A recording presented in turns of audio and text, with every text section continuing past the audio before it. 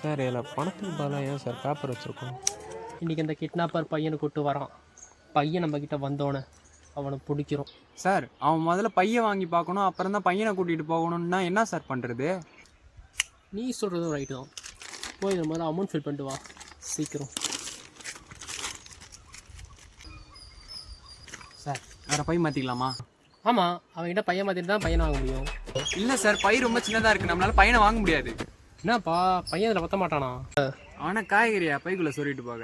ஏய் பின்ன என்ன சார், பை ரொம்ப சின்னதாக இருக்கு, அவன் கேட்ட அமௌண்ட் வர 5 லட்சம் வேறு. சரி வேறு பை மாற்றிக்கோ. ஆனால் இந்த பையில அமௌண்ட் போட்டு எடுத்துருவா. சார் அவனை எப்படி சார் பிடிப்போம்? அதுக்கு என்கிட்ட ஒரு வழி இருக்கு.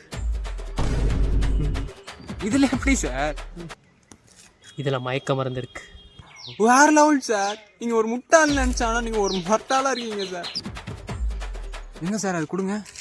இதில் எங்கே சார் இருக்கு? உள்ள பவுடர் ஃபார்மில் இருக்கு. இன்னொரு விஷயம், 50 மோதிரம்